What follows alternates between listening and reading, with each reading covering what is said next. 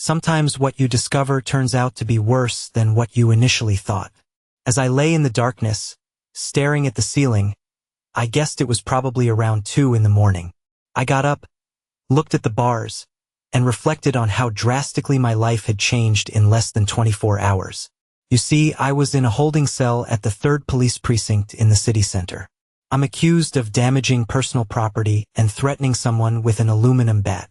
This morning, my wife and sister tried to post bail for me, but I told the jailer that I had made other arrangements and asked them to leave. I was afraid that if I saw them, I might cause them physical harm. So I'm sitting here cooling my heels and wondering what my next move will be. My name is Steve Muir. I'm 39, soon to be 40. I work at an insurance company as a property appraiser. I've been working there for 12 years, and I make a decent living. Sue, my wife of 17 years, works in an office downtown, and we have one son, Kevin, who is also 17 and can sometimes be quite difficult. You see, we were a typical suburban family and quite happy until yesterday. We had a date night, or better yet, a weekend planned for Saturday and Sunday this week. You see, a couple of times a year, my wife would send our son to her parents for the weekend, giving us 2 days to ourselves. Sue started doing this some time ago so we could have time to reconnect with each other. Usually, she would go out with my sister and a few friends on Friday evening and return shortly before midnight. Then the real fun would begin. "Take it easy with them, honey," my wife said to our son. "Remember, they're not as young as they used to be, and I don't want you to hurt yourself or get sick on the rides. Do you hear me?" she warned him. The two of them packed his things on Thursday evening, and by 9 o'clock, he was ready for the trip. "I told Cindy that I want to be home by 11:30 p.m. on Friday," Sue told me.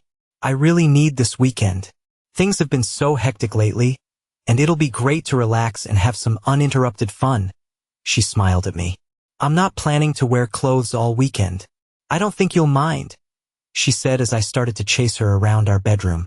"That sounds perfect. On Friday, I'm meeting a new client, and if they sign the contract, we'll have something to celebrate," I told Sue. "Well, save your energy because you're going to need it this weekend," she told me as she tried to get ready for bed. But I grabbed her by the hand. "You know the rules, no sex tonight. Tomorrow night you'll get all you can handle," she told me. On Thursday night, I had trouble falling asleep. A couple of times, I sneaked over to kiss and touch Sue a little. She told me to get back to my side of the bed and go to sleep. Eventually, I rolled over to my side and fell asleep. I knew Friday would be busy, so I got up early. I kissed my wife while she was still in the shower, grabbed her by the backside, and ran out of the bathroom before she could throw the wet sponge she was holding at me. I went downstairs, hugged my son, and told him to behave himself over the weekend and that we'd see each other on Sunday evening. Then I dashed out, not caring about anything else in the world, and sped down the road. This morning, everyone was in a good mood, and how could it be otherwise? It was Friday and payday. I reviewed the proposal I was set to present later in the day, and finally received approval from management after 2 minor changes. The proposal was to insure a country resort. The resort was worth around $10,000, sir, and the policy would give our company a significant boost, especially in the current economic climate. "Don't mess this up," my boss Tom said around 3:30. "What time is your meeting with them?" he asked. "He wants me there around 6 or so we can inspect the rooms after they check in the Friday guests," I told him. "How much leeway do I have regarding the rates?" I asked. "Not much. If necessary, you can lower it by 3%, but no more than that." "Don't worry, I won't leave without a signature," I assured him. I wrapped up my work at the office and left around 5:30.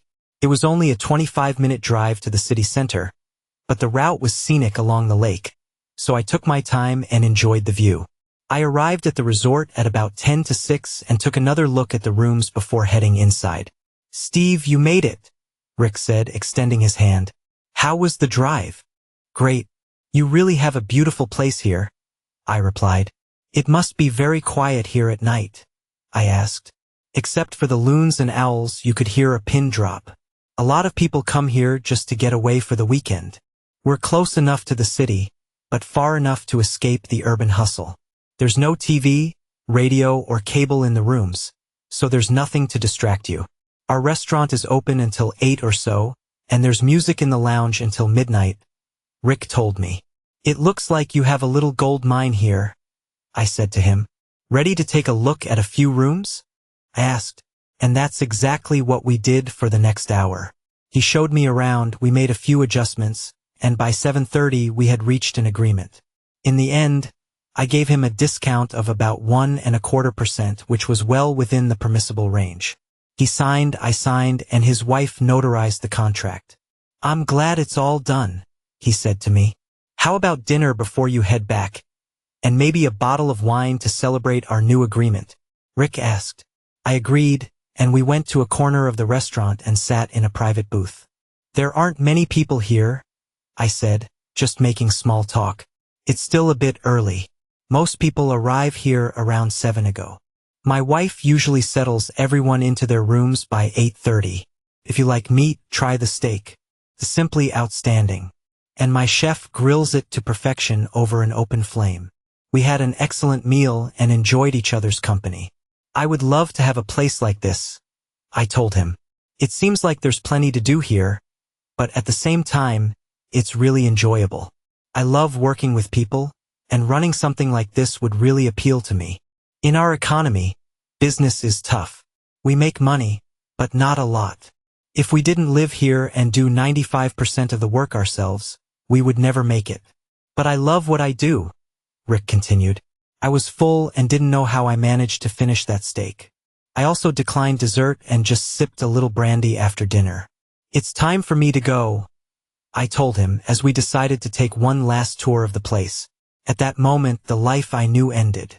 We were standing in the doorway of the lounge, watching the couples dancing, when I thought I recognized someone. I was looking at a particular couple when Rick said, "Those are the Carrolls. They come here a couple of times a year for dinner and then head to the dance floor. I'd love to have something like that to hold in my arms right now," he told me. I would too, I thought to myself, because if my eyes weren't deceiving me, that was my wife Sue with her old college boyfriend, Bill Carroll. When they turned and walked back to their table, I was certain of it. So this was Sue and Cindy's girls' night out, I said to myself. I watched as they laughed, drank, and returned to the dance floor for a slow song. The only reason I didn't storm over and confront them both was that I was standing next to Rick and needed to at least appear professional. Rick, I need to get back home. I have a lot to do tonight, and it's already almost 10.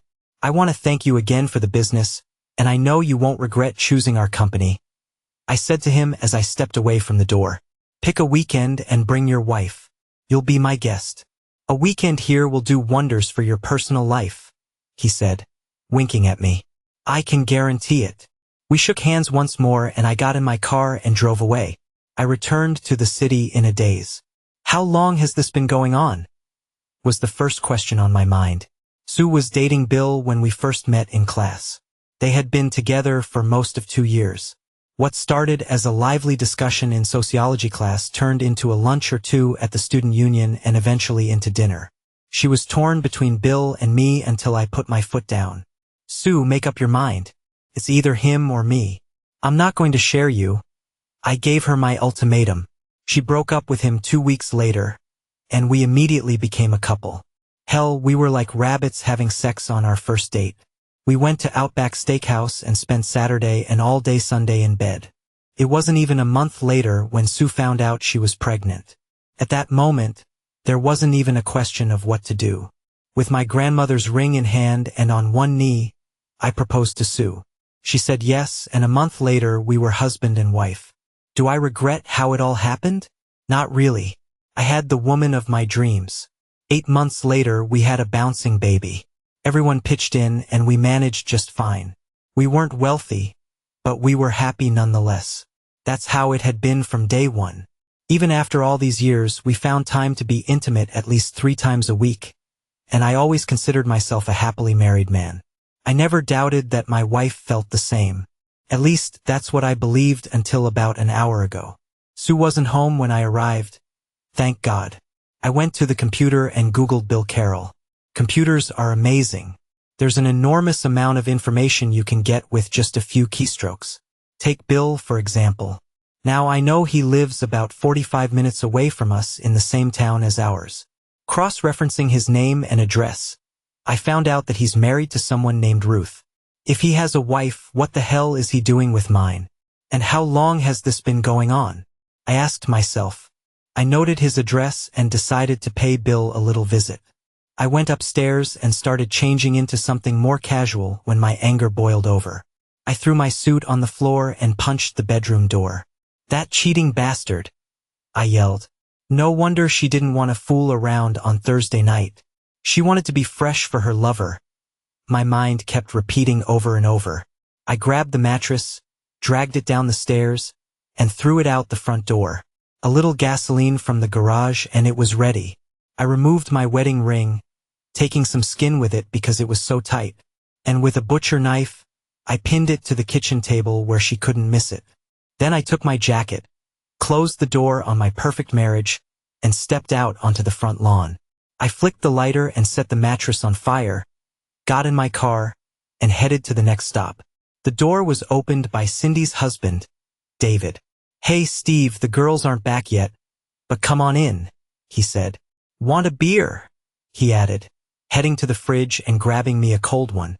"That would be great," I replied. "By the way, where did the girls say they were going?" I asked him. Cindy didn't say much.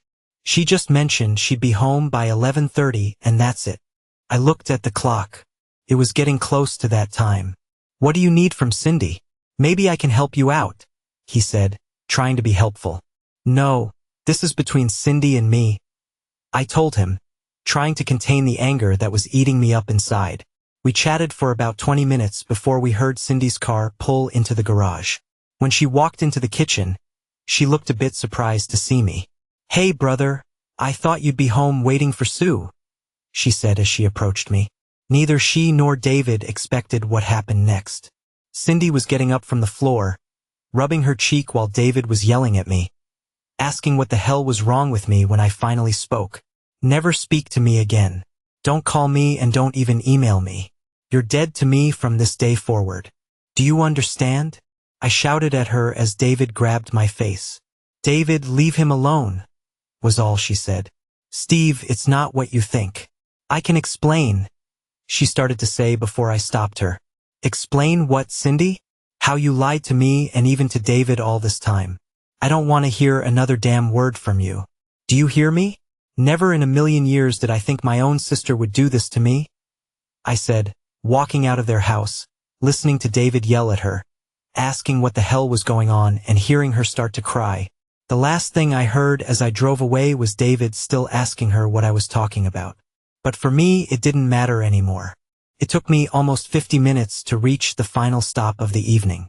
I double-checked the address, got out of the car, and opened the trunk. Pulling out Kevin's nearly new aluminum bat, I began smashing all the windows of the car parked in the driveway, including the headlights. By that time, lights in the house came on, and Bill opened the front door. "What the hell are you doing? Have you lost your mind? I've already called 911, and you'd better leave before they get here," he yelled at me. "Come out here, Bill, and we can settle this like men unless you're going to stay the coward you've always been." "Hey idiot, does your wife know you're cheating on her? Maybe we should just swap wives and call it even," I shouted for the whole world to hear as I approached the front door. Bill slammed and locked the door, but that didn't stop me. I smashed the etched glass window at the top of the door and the lights on either side when I heard the sirens of approaching police cars. I dropped the bat, raised my hands above my head, and walked toward them. One of the officers handcuffed me while another went into the house to make sure everyone was okay. I saw Bill talking to him and his wife peeking out from behind the curtains. "Tell your wife how great my wife is, Bill. I'm sure she'll be interested to know where you were tonight," I shouted again, looking directly at her. I was thrown into the back seat of a patrol car and taken to the city. It was too late to do anything tonight, but tomorrow I was told I'd be able to post bail after the charges were filed. And so, here I am, sitting in a cell, thinking about what's next in my life. My only sister is now dead to me because she had been covering for Sue all this time. The worst part is I never saw it coming.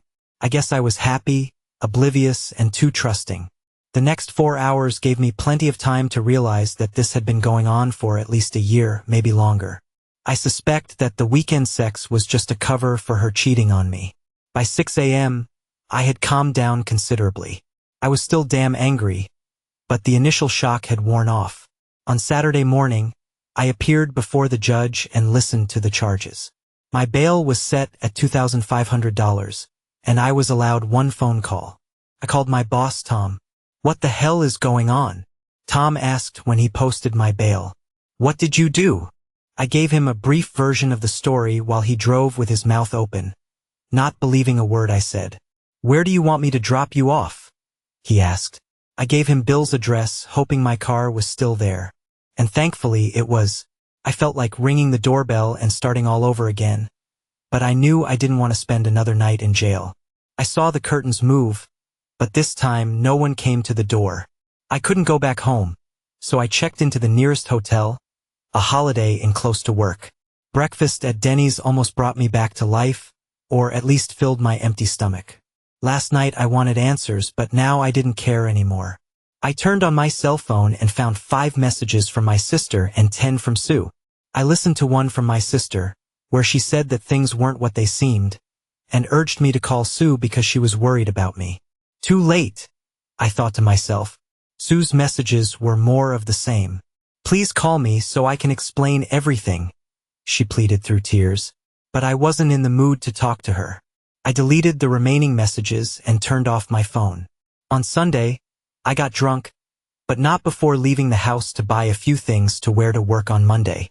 Over the past 8 years, I hadn't drunk more than 4 bottles of beer at a time, but today I managed to finish off almost 12. Everything was fine until I threw up everything in my stomach and passed out on the bathroom floor. That's how much of a drinker I was. On Monday, I was a little late to work, and as I walked past Tom's office, he stopped me. "You look like crap, but under the circumstances, I can't blame you," he said. "If there's anything I can do, just let me know," he added. I handed him the signed contract. At least something good came out of Friday night. I weakly smiled at him. "I've told the secretary to screen your calls and take messages for the next few days, and security has been instructed not to let your wife in unless you give the okay. So grab a cup of coffee and tell me what you had to do to get that signature on Friday," Tom said to me. Monday was rough.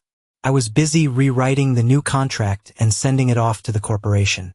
I received a lot of praise, but it didn't make me feel any better. Security informed me that they had kept Sue from entering and asked if I wanted to continue barring her. I said yes. I rarely traveled, but the one thing I hated when I did was eating alone. No matter how good the food was, eating alone was unpleasant. Instead of Denny's, I went to Olive Garden tonight. I sat at a table for 2 at the back of the restaurant and had a good meal, but a bottle of wine would have made it better. I wasn't much of a drinker, but over the last 2 days, I had consumed 2 weeks' worth of alcohol and it hadn't improved my mood one bit. On Monday evening, I started making plans. I didn't trust Sue, and knowing my luck, she'd drain our savings and checking accounts. I got out my laptop and logged onto the bank's website. Thankfully, the funds were still there. I made a note to withdraw half the money tomorrow at lunch and open a new account. I couldn't change my medical account, but I could definitely alter the company insurance policy and my 401k. I transferred both to Kevin in case anything happened to me. When the phone rang, I remembered I had forgotten to turn it off after checking the messages. The call I answered was from my father. "All right, where the hell are you?" he asked, skipping the usual greetings. "In a motel near work," I replied. "You know, I've got 2 crazy women in my house right now. They're crying and telling your mother and me that what you saw on Friday night wasn't what it seemed," he said seriously. "I can't make sense of what they're saying, but it's clear Cindy and Sue have been lying through their teeth for a while. Are you in the mood to come here tonight and sort this out?" my father asked. "Not really. I saw what I saw, and there's nothing Sue can say to explain it. I'm sorry they dragged you into my mess, Dad. But if you'd seen what I saw and it was Mom, you'd have kicked her to the curb too. I just feel bad for Kevin. He's gonna get caught right in the middle of this." I told him, "Well, son, do what you have to do and call your mom this week. She's really upset about all this," he added. I thanked him and apologized again for putting him and Mom in the middle of this, especially because of Cindy. But I reminded him that it was their actions that brought this upon themselves. I hung up and turned off my phone. The rest of the week was a mess. I received a million messages from Cindy and Sue, but I just deleted them without bothering to read them. I planned to call Mom or visit on Friday, but only if Cindy wasn't there. I called my son on Thursday evening, and he told me that his mom was devastated and hadn't gone to work all week. He said that she asked him to tell me if he spoke to me that she loves me and needs to see me. I thanked him for the message but told him that it wasn't going to happen. "What did Mom do?" my son asked. I asked her, and all she said was that she met someone from her past and that's it. Then she started crying again, and that was the end of it, he explained. I told him I'd probably see him this weekend, but I couldn't say exactly when. I knew I'd have to face Sue eventually, but I wasn't looking forward to it. Saturday was unbearably dull. I spent extra hours at work, fully engrossed in my tasks. There was nothing on TV, and I was tired of being holed up. So I decided to take a chance and drive home. "Damn," was all I could say when I saw Sue's car in the garage. To hell with it. I needed a couple of changes of clothes, so I didn't hesitate and walked into the house. Kevin was in the kitchen making lunch, and I gave him a big hug. "You know Mom's upstairs, right?" he said, almost expecting me to dash out the door. "I can't hide forever," I told him, grabbing a cup of coffee. He filled me in on what had been going on and asked if I was planning to come back home. "I don't think that's going to happen, at least not anytime soon," I replied. "But if it does, you'll be the first to know," I said, trying to smile. I finished my coffee and decided to go upstairs and get it over with. As I climbed the stairs, I noticed that nothing was coming from our bedroom. I opened the door and walked in. What a mess. Sue was sound asleep on the bedspread, dressed in sweatpants. Her hair was dirty and greasy, and she looked just awful. I walked over to my closet, opened the door, and started pulling out a few things when Sue woke up. "You're back," she exclaimed. "Not for long. I just came to grab a few things," I told her as she sat up on the bed. "I missed you," she said, now with tears in her eyes. "What's the matter? Bill not giving you enough?" I said sarcastically. "Steve, you have to believe me. I never slept with him," she said seriously. "I only saw him a couple of times a year, and it was just for dinner. Sue, I was there. I saw you. Why can't you, for once in your life, stop lying? You were laughing, drinking, and dancing with him. What was that? Did I imagine it all? I know it was the worst nightmare of my life," I said to her. "So just go back to sleep while I grab my things and get out of your hair, and you can do whatever you want with Bill. I don't care anymore. Maybe you can have a threesome with his wife, so she doesn't feel left out," I yelled at her. "His wife already knows and has known for a whole year," she replied, now staring at the floor. "And she doesn't care? What kind of idiot is she?" I asked. "Maybe she's okay with sharing, but I'm definitely not," Sue screamed. "Sue, I don't need this crap. Do whatever you want."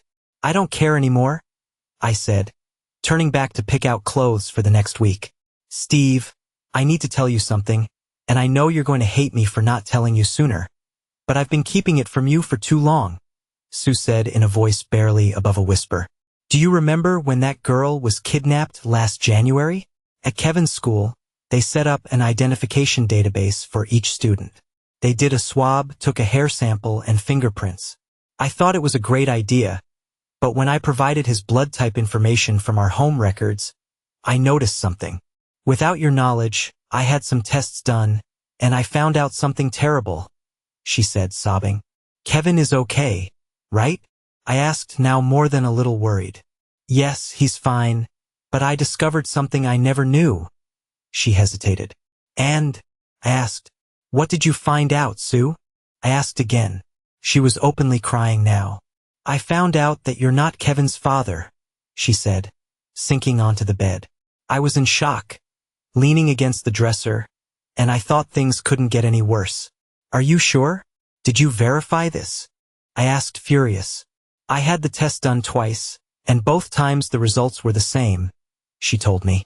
I tracked down the only other person I'd been with, and when he sent me a cheek swab, the result was positive. I'm so sorry, Steve. I never knew, she said, continuing to cry. Let me guess, Bill is his father, I said, as if trying to spit out something vile. He wanted to meet Kevin and talk to him, but I refused. I made a deal with him to stay in the background. I would meet with him a couple of times a year and provide him with full information, including photos to keep him quiet. Bill was thrilled to have a son because he and his wife had 2 girls. Bill told his wife about Kevin, and she made him promise not to show up or tell Kevin who he really was if he wanted to stay married to her. Sue, you broke up with Bill and started dating me. What the hell were you doing sleeping with both of us? I asked. When Bill came to pick up the rest of his things, he was upset that I had left him for you. We had a few drinks, and the next thing I knew, we were in bed. I swear to God it was only that one time, and I didn't know Kevin was his. You have to believe me, she pleaded. And Cindy knew all about this? I asked. I told her and asked what I should do. She said you would lose your mind and that it would be the end of our marriage and family. She told me to give Bill what he wanted and keep my mouth shut. That way no one would find out. I'm sorry, Steve. I told her you wouldn't leave us. But she said you hated Bill so much that you'd disown Kevin and me. I don't know why I didn't trust my instincts, she said to me. So you've been meeting with him behind my back since last year and using my sister to cover for you. Is that about right? I asked. Sue just nodded, staring at the floor. After 17 years, you didn't trust me enough to tell me, and instead, you decided to lie to me. What were those special weekends? Were they just to make you feel better about lying to me? You make me sick, Sue, I said, almost spitting the words at her. No, Steve, they started long before I found out. Those weekends were ours, no one else's. Please believe me, she said, reaching out to me. Don't touch me. Don't ever touch me again, I shouted at her. Our entire marriage has been a damn lie. I thought things were bad when I believed you were cheating on me. But now I find out that my son isn't even my son. Why didn't you just put a bullet in my head? Does Kevin know? I asked. No, I haven't told him. And there's no reason for him to know. You are his father and you always will be. Bill was just a biological donor. You're the one who taught him to ride a bike, play baseball, and gave him his first car. You're more of a father than Bill could ever be. He never has to know about Bill. There are only 4 people in the world who know, and none of us will tell him. You will always be his father, and no one else needs to know, she insisted. So now you want me to start lying too? It's not enough that you dragged my sister into your twisted web of lies. Now you want to pull me into it as well. That's not going to happen. He will be told even if I have to do it myself. He has a right to know who his biological father is. Everyone does, I stated firmly. You're right. He will always be my son if that's what he wants. He carries my last name, and I would never change that, I told her. However, you'll be carrying my last name for about 3 more months. I plan to divorce your lying ass as soon as possible. If you had come to me a year ago and told me what you found out, we might have been able to work through it. It would have been tough for a while, but mistakes happen. The fact that you lied and deceived me for the past year is unforgivable. You didn't trust me enough to tell me the truth. And when there's no trust in a marriage, there's no marriage. You destroyed a good marriage. And for what? A dinner, a little dancing, and a lot of lies. As I already told my sister, I never want to talk to you again. You're dead to me, I said, heading down the stairs to the kitchen. Kev, it's time for us to have a little talk. I called to him. Dad, if this is about sex, I already know everything, he replied, trying to lighten the mood. Well, maybe not everything, I said as I pulled up a chair. There's something I need to tell you, and it's not going to be easy for either of us. I began, trying to steady my voice. Kevin looked puzzled, then worried, as I explained the situation as best as I could. I tried to emphasize that no matter what, I loved him and always would. I'm your dad, and nothing changes that, I said, my voice breaking. Kevin was silent for a while, taking it all in. So, Bill Carroll is my biological father? He finally asked.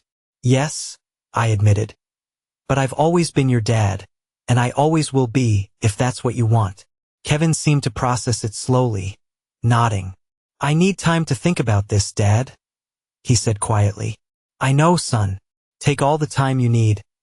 I told him, feeling the weight of everything that had just unfolded. I grabbed my things and walked out of the house, not looking back. I checked into the same motel, feeling utterly drained. As I lay on the bed, I felt the finality of everything that had happened. The marriage was over. Trust was shattered. My relationship with Kevin was uncertain, and my bond with my sister was severed beyond repair. There was no way to fix any of it. I was alone in a cheap motel, contemplating what was left of my life. I knew I had a long road ahead, and the decisions I made now would shape my future. I could only hope that Kevin would still want me in his life after all of this, and that someday I could find peace. But for now, all I had was the dark silence of the motel room and the echoes of the past that had led me here.